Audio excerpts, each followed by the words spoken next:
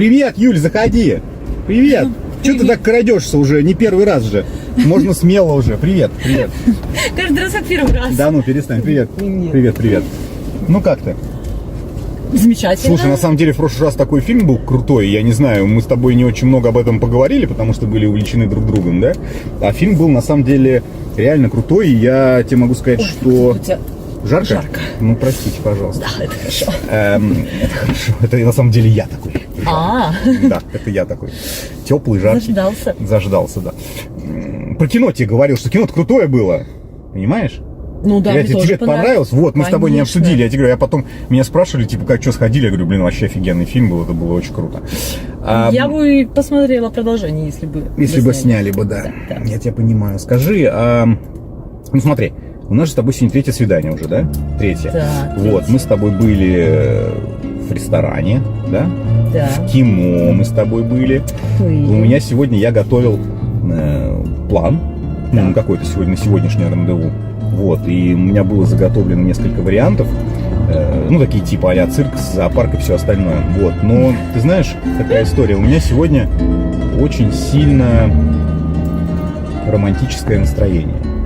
С чего это? Дело в том, что сегодня у меня по гороскопу приятное времяпрепровождение с очаровательной дамой, которая закончится приятным сюрпризом. Ты так веришь в гороскоп? В хорошие верю.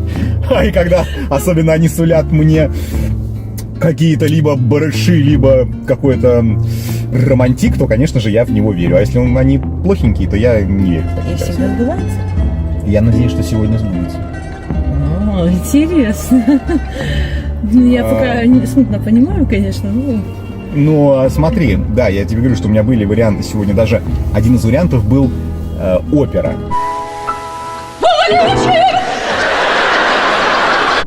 Но я боюсь, что опера, она настолько специфична, как устрицы, понимаешь? Ну да, то есть либо да, это вот для знатоков, ценителей и для людей, которые понимают, знаешь, как это как с оливками. Оливки начинают есть к 25-30 годам, понимая, да, в чем прикол. Вот устрицы с оперой, они еще дальше. Ну, то есть это вот... Это уже туда, вообще туда. К старости далеко. Ближе, да. Поэтому, поэтому я решил, что, возможно, у тебя... Тут тоже я сегодня каким-то образом тебе... в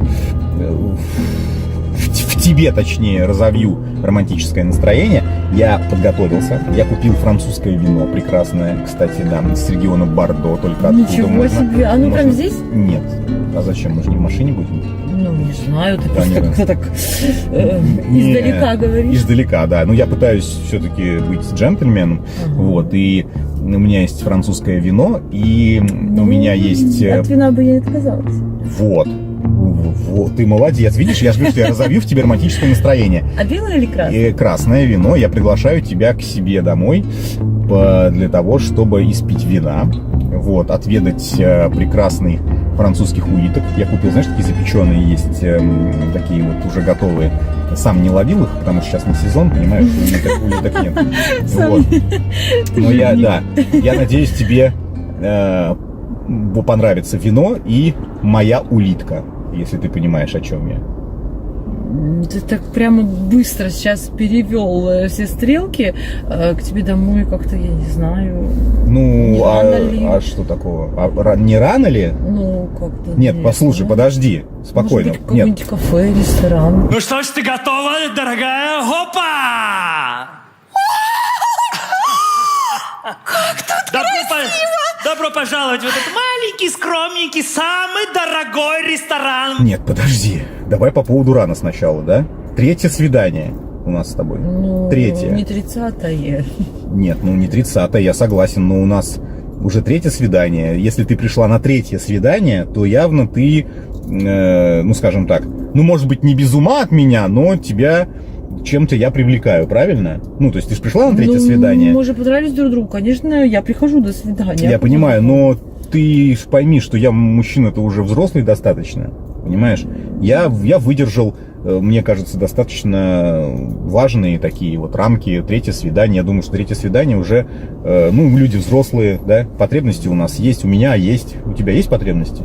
Ну, смотри, какие. Смотря какие. Мгм.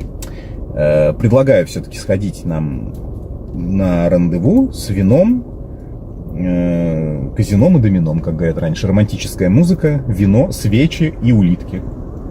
И главная улитка будет на десерт. Именно сегодня? А что сегодня у тебя по гороскопу что-то не это самое? Да я Нет, не ну хорошо, очень в подожди. них верю. Ну подожди, хорошо. Вот ты сейчас, так скажем, не знаю, слово хотел сказать ломаешься, но не ломаешься, да, Я сопротивляешься. пытаюсь понять. А что ты собираешься понять? Ну хорошо, Куда а ты клонишь? ты так и не поняла, куда я клоню? Я клоню к совместному, так скажем, гололежанию на кровати в горизонтальном состоянии. Но если хватит здоровья, может быть, мы поменяем позиции. Вот. И мне бы хотелось, чтобы сегодня это случилось. Ну, Что? как-то так быстро, третье свидание, ну... Ты чё, мать, как быстро-то? Ну мы в 21 веке живем. Ты, Ну, я ты же не... понимаю, но Ну. меня как-то очень, консервативно воспитывали, что, ну, как бы, и Ну, ты можешь встречаться, да, но Ага. все остальное уже только после свадьбы. А до этого 5 лет мы просто встречались с тобой. 5 лет и 2 месяца. Ну, ты математик, конечно. Хорошо. И в моем понимании по-другому не может быть. После свадьбы. Я думала, ты тоже один из таких парней. Да, я тоже один из таких парней. Значит, то есть я смогу, скажем так, у нас будет с тобой коитус. Я такое тоже слово откопал в своем словарном запасе. Только после свадьбы, правильно я понимаю? Прекрасно. А чего ж ты раньше, ну я раньше не спрашивал. Хорошо, давай тогда как мы сделаем? Давай мы так сделаем. Вот здесь в районе есть ЗАГС. Мы можем пойти подать заявление. Далеко? Нет, недалеко, через 3 перекрестка в ту сторону ехать. Мы можем пойти подать заявление. Но ты знаешь, у меня тоже есть определенные, Ну так да, скажем... можем. можем, да? Хорошо, тогда у меня есть определенные условия и к тебе. Как ты смотришь на то, что перед свадьбой, перед регистрацией мы с тобой подпишем брачный договор? Зачем? Зачем брачный договор? Ну, я хочу, чтобы после свадьбы и в дальнейшем будущем у меня была определенная гарантия-страховка, что все, что нажито мной лично, мой бизнес, машина, квартира, все останется при мне и не будет разделено между нами. Ну, так как меня воспитывали, и я так как понимаю, что Так. мужчина, он же добытчик, он все в дому, а Так. как получается, что... Ничего не понимаю. Если мы Так. поженимся, да, Так. ну, Мгм. как, у нас не все общее, разве? Как это? Нет, все, что было мое, будет моим, а все, что было твоим, будет твоим. И если ты хочешь, чтобы у тебя что-то в жизни появилось, тебе придется этого добиваться самостоятельно. Работать, зарабатывать. Нет, я тебя буду содержать. Нет проблем, я ж тебе не отказываюсь. Я буду тебя содержать, все, ты ни в Где чем я не буду будешь жить? нуждаться. А жить ты будешь в моей квартире. Просто она останется моей, будет моей. Ну, я тебя зарегистрирую, просто регистрация у тебя будет по месту жительства, но собственником квартиры ты не будешь. Мгм. То есть, так ты можешь меня спокойно и выгнать, получается, если я там никто. Нет, ну почему ты никто? Ты моя жена будешь, просто ты будешь жить не в своей квартире. А если что-то пойдет не так, получается, все, до свидания. Ну А, что? а если у нас будет ребенок, Так, как с этим быть потом? а что тебя беспокоит? Ну, а где он будет жить? Ему надо будет дать воспитание, школа, там, институт, потом как-то его на ноги поставить, ему надо тоже где-то жить, Ты помогать. зря ему. переживаешь по этому поводу, когда ребенок подрастет и Ну, будет готов. тоже надо как-то зарегистрировать, что у него есть отец, Да, ну, что полная семья. да, у него будет отец, Как по-другому я не... и мало того, когда он вырастет, ему исполнится 18 лет, этому ребенку, я ему куплю квартиру. У него будет жилье. Ну, это же мой ребенок, да? Ну, то есть он будет носить чью фамилию? Мою. Он будет носить мою фамилию, но по договору брачному ты просто не будешь претендовать на те вещи, которые до свадьбы, и я думаю, что после свадьбы, за которые буду платить я, и за которые я заплатил, понимаешь? Короче, если говорить короче, то тебе... Вот смотри, я тебе просто объясню. Это гарантия для меня в том числе. Вот у нас как произойдет? Мы сейчас с тобой без брачного договора поженились, да? Вот. И все, что мы заработаем в браке, все, что мы купим, все будет общее, 50 на 50. Вот. Но может произойти такая история. Через 2 дня, через год, через 5 лет ты встречаешь любовь всей своей жизни, иностранца, и уезжаешь за границу. Зачем? Как? Это не может быть. Может быть. Мы же с Ты тобой... знаешь, все может быть в этой жизни. Я тебе уверяю, все может быть. А еще я тебе могу сказать, я сам могу так поступить. Почему? Потому что секс после брака — это даже не просто кот в мешке, а это, я бы сказал, слон в мешке. То есть абсолютно непонятно, подойдем мы друг к другу в этом плане, не подойдем. Может быть, у тебя будет голова болеть 364 дня в году. Может быть, еще какая-то история. И мне придется самому подать на развод. И вот чтобы не произошло так, что я лишусь за очень короткое время половины всего накопленного, я хочу, чтобы мы подписали брачный договор. Если ты готова, нет проблем. Мы с тобой идем вот тут нотариус, прямо вот под этими колоннами, а через 3 перекрестка у нас ЗАГС. Мы с тобой подписываем брачный договор и идем подавать документы. Но, соответственно, ты должна понимать, что вот такая история. Как ты на это смотришь? Я такого не ожидала. Не, ну ты не ожидала. Я понимаю, что ты ожидала выйти замуж. Серьезно, и мы с тобой поженимся, будет нормальная семья, у нас все будет общее. Я не буду не переживать, никакие договоры подписывать. То есть ты хотела выйти замуж удачно, открыть шампанское и отмечать это все дело, что у тебя все хорошо произошло, да? Что ты не в своей Рязани, откуда ты приехала, а что теперь у тебя здесь есть определенные дивиденды, да? Меня воспитывали очень строго. Угу. И бабушка с дедушкой, и отец с матерью. Все совсем по-другому. Вот это то, что ты предлагаешь, это просто никак не укладывается у меня в голове. Я вообще не понимаю. И знаешь что? Так. Иди ты нахрен.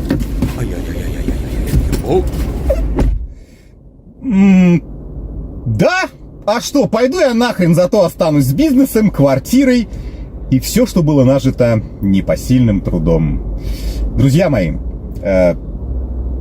разные есть люди. Я сам женат на приезжей. И мне повезло. Но есть люди, которые приезжают для того, чтобы своим гарпуном загарпунить большую рыбу, для того, чтобы потом разделать ее на части, блядь, забрать половину и отскочить нахуй обратно в свою Рязань. Ничего не имею против Рязани, кстати. Вы там не надо писать, только я сам из Рязани, сама из Рязани, у нас прекрасный город. Да не вопрос. Город-то может быть и прекрасный, но всегда есть куда двигаться. Вы это сами прекрасно знаете. Люди приезжают в большие города, чтобы... Знаю я всех этих прекрасных женщин, пьющих чай в дорогих ресторанах и кидающих томные взгляды на состоятельных мужчин. Да, к сожалению, жизнь так устроена. Мужикам нужен, как я уже сказал, мне слово очень нравится, коитус, вот, а женщинам нужно обеспечение, понимаете? Здесь главное не охеревать, да, не охреневать, так скажем. Третье свидание, реально, третье свидание, и рано. Нужна свадьба на 300 гостей, и потом все будет. Но здесь она немножко, конечно, перестаралась. Я понимаю, что, может быть, ну, каждого свое, да? Каждому свое. Кто-то растягивает время, кто-то через час после вечеринки. Это каждому свое, да? Главное, какие цели кто преследует. Но какие цели преследует эта женщина, мне кажется, понятно всем. И давайте по 10-бальной системе, как обычно, вообще пишите все, что хотите. И скажите, кто подписывал, кстати, брачный договор? Вот, блин, напишите. И как вы вообще к этому относитесь? Да, кажется, что в России это такой атовизм прям дикий вообще, что это, бля, прямо, ну, это зажратый Запад и просто херней занимается. Но на самом деле идея-то классная, да, с брачным договором. То есть, если вы там двое молодых, и у вас там дырка в жопе и лапти на ногах, да, и вы вместе идете по жизни, то, конечно, там брачный договор не особо нужен. Но если это не так, то, наверное, мне кажется, что он нужен. А вы напишите свое мнение. А я поеду я, ну, раз у меня романтическое настроение уже было, поеду я посмотрю фильм в одиночестве. Выпью вина и поглажу свою улитку. Всего хорошего. Пишите.